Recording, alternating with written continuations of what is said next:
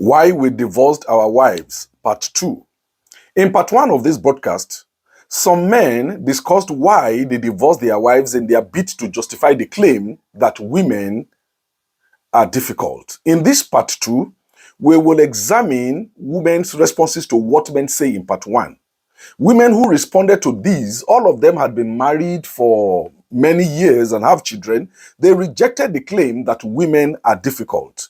They insist that men or husbands, heads of their home, should up their games and get trained or retrained in home management.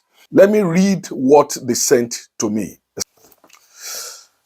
This is from Mrs. Ololade in Lagos. Check your definition of difficulty. If a man marries an illiterate and expects her to act like a graduate, no matter what, that illiterate can't cope. She can't measure up to this expectation. No, the lady is not difficult, the man is. Another example, a man saw a pretty lady in a ghetto where gutter language reigns supreme. She was exposed to so many rough guys all her life. You took her to a highbrow estate and you expect her to start acting like a polished woman. She was not trained all her life for such. She can't give what she hasn't. That wife is behaving according to her background. That is what she has known all her life. Stop calling her difficult. You are the difficult person. You can only take a monkey out of the bush, but you can't take the bush out of the monkey. Zainab in Abuja, a man who is not caring for his wife.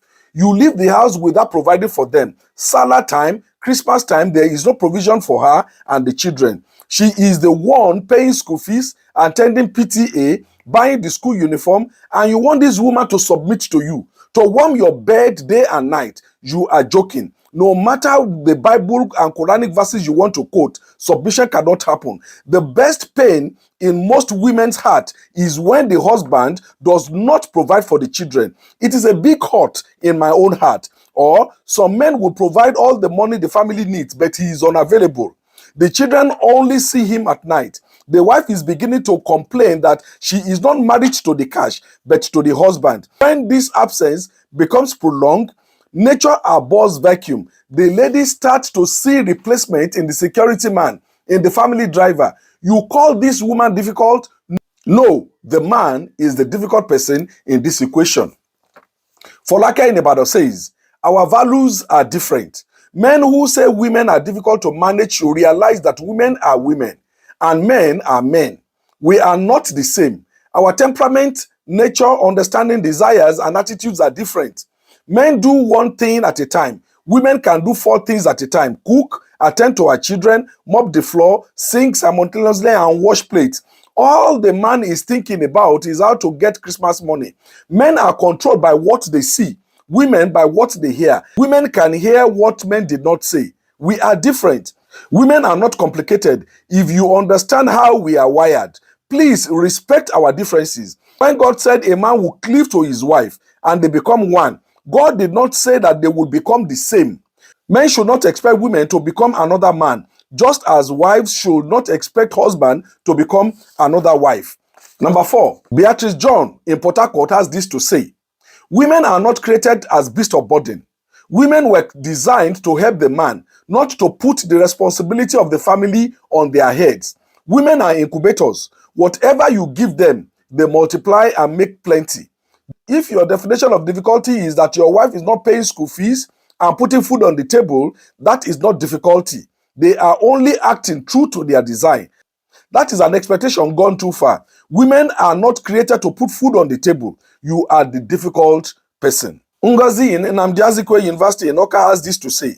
Most men don't know how to help their wives. They think all there is to be a man is to put down the money. The money is usually insufficient to do anything in the market.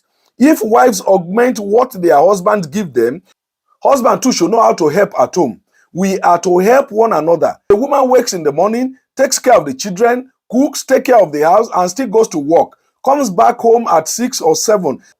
Starts with homework for the children, cooks again, and washes clothes. The man is there watching Man U and Chelsea. The woman is moving from the kitchen to the bedroom, washing machine. and the bedroom to keep the room neat and get the food to the table for the husband to eat, then goes to bed at 10, 11 p.m. and the man is there feeling horny. He wants his wife. He wants to make love to the beast of burden, Abi. Because you are the husband, right on. If our mothers in the 60s, 70s, 80s killed themselves on their husband, the 21st century women will not. If you are the head of the house, behave like the head, lead by example, show love. Wives are not beasts of burden. Help your wife at home. Don't kill us. That is why the generation of single mothers are increasing every day. We can live alone. Let the men know this. Marriage is not a qualification to enter heaven. We love to get married, so men should help us to stay married. Patience in Benin has this to say: most women are not complicated. It is not in our nature.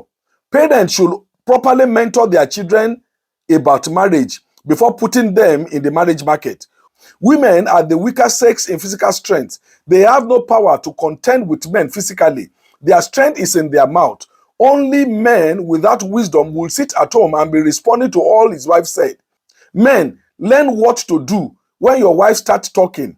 Responding with blows or knife is not the answer. Most current wives or women are now being taught to leave any marriage where the man consistently beats. We see how people die needlessly in marriages these days. I also tell my daughters that if your husband slaps you once, shame on him. If he does it the second time, the shame is on you, the wife. Don't give any man the opportunity to hit you twice. Symbiat in Abeokuta has this to say: men, do all you can to meet your responsibilities as husband. The majority of problems in home start from finance. If you don't have, let the inability be for a short time, or how to canvass your wives to cope. Don't get married if you cannot take care of your home. Men often say women love money. When you know the woman's primary weakness, must you aggravate the weakness? I cannot suffer in my father's house as a single and still suffer in my husband's house as a wife.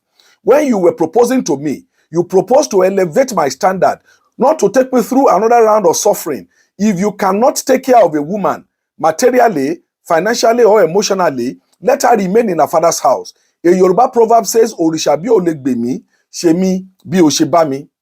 Memunat says empathy and understanding is key. Men should try to understand the underlying reasons for their wives' behavior. Women, being who we are and are going from point A to point B, rather than go straight, we always go zigzag to the point. That is how we are wired. Approach the situation with empathy and acknowledge our feeling and personality. Some of us wait for our husband to compliment us by saying, "My wife, you are looking great. My wife, you are beautiful." Rather than call their attention to it, some of us would rather wait for the day the husband will pass compliment to another woman. Then the third world war will start.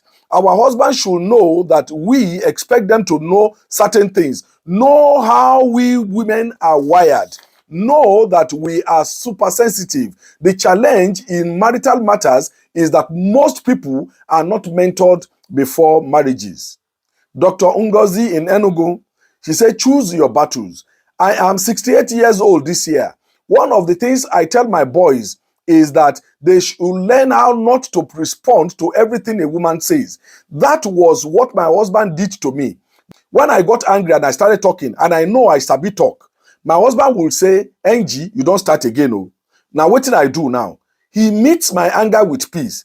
And this has a way of diffusing my anger. It kills my bravado to go on talking. My husband was well trained by his parents. He knows what to respond to and how to overlook. This is a man. Not every issue a woman says you must respond to. Men should know which matters are most important to address and which one to let go.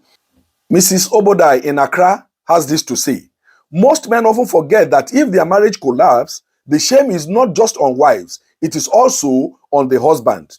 When there is a challenge in the family, God calls the man to explain, not the woman. In the Garden of Eden, Eve brought the wahala to the family, but Adam was the first person God called to explain. Can you imagine? God placed 8 curses on Adam. Cursed is the ground because of you. Through painful toil you will eat all the days of your life. It will produce thorns and thistles for you, and you will eat the plant of the field. By the sweat of your brow you will eat food. until you return to the ground. That means you will die. Since from it you were taken, from the dust you are, and to the dust you will return. He then drove them out of the garden. But on we women, only 3 curses. I will greatly increase your pain in childbearing. With pain, you will give birth to children. Your desire will be for your husband. He will rule over you. Husbands are the head of the house. That house bears your name, not the name of your wife's father. Take control of your home. In my home, we have what we call the family handbook. Set your family spiritual, social, moral, and financial standard, and no one dares to violate them. Our children know what it takes to be a family member. We train them along what is written in our family handbook. My husband and I wrote that family handbook. The husband is the head of the family. All men should know what is called the head and the leader. God will hold them responsible. If that family fails, the husband has failed. It is not every beaconing your wife starts that you respond to. It is not everything your wife says that you accept. Remember Adam, God caused him because he listens to his wife. Critically analyze issues before you respond to your wife. Clara Obi in Enugu has this to say. Most women have gone through pains before settling down with the men they got married to. Before some women settle down, they could have been disappointed or gone through nothing less than 4 to 5 relationships. It could be difficult to see a woman in marriage who has not tasted 4-5 men before marriage. I had 8 boyfriends. All those experiences are stored somewhere in my memory bank and come into play when some things trigger them. Men should pity us. They make us what we are. I had a story of a woman who was raped by men twice before she got married. Later, her mother trained her to sleep with trousers every night. This could make it pretty difficult for rapists to gain access easily. This is what she carried into her marriage, and her husband has to struggle with her every night to make love to her. Her husband would always fight her for wearing trousers to bed, but did not ask why. Husband should not just be angry unnecessarily. Always ask why. Sit your wife down and ask her to explain. A gentleman's approach is often better. This was what the man did much later, and he found out why his wife always wore trousers to bed. The husband understood and assured her that as long as she lived, no evil will touch her. That was when the wife began to change. When a man makes himself believable, available, and trustable, the mind of the wife goes to rest, and you will see the best of wife. But when a wife is not sure of what comes next in all situations, she does not understand her husband. She is most of the time on her own. Think on her own, decide on her own, do things on her own. It could get to a stage she will need someone to talk to. There is now a gap in the wall and the lizard will penetrate. This is when other men come in and sweep her off her feet. Then the husband will say his wife is dating other men. Where were you in the first place? Where was Adam when the snake had access to his wife? People blame Eve often. No, Adam was guilty. If he kept his wife by himself always, the devil will have no access to her. Parents, teach your children to be close to their spouses. The line of communication must always be on. Call one another 5 times, 6 times, 10 times during office hour, even if only to say what's gone. Even when the husband is unable to perform financially, be on the same page with your wife always. A properly trained woman opens her leg when her heart is open to the man. If you walk on the heart of a woman, forget her legs. It opens naturally. When you kill the heart of a woman during the day, don't expect an open leg at night. Make yourself available to your wife and you will see the best of your wife. Now, these are the responses I got from some women who responded to this topic. In the third and the final part of this lecture series, I will publish what women say about why they too will divorce or separate from their husbands. Keep a date with me on Mentoring Masterclass. I hope you gained something today. God be with you. I am Bola Adewara. Bye.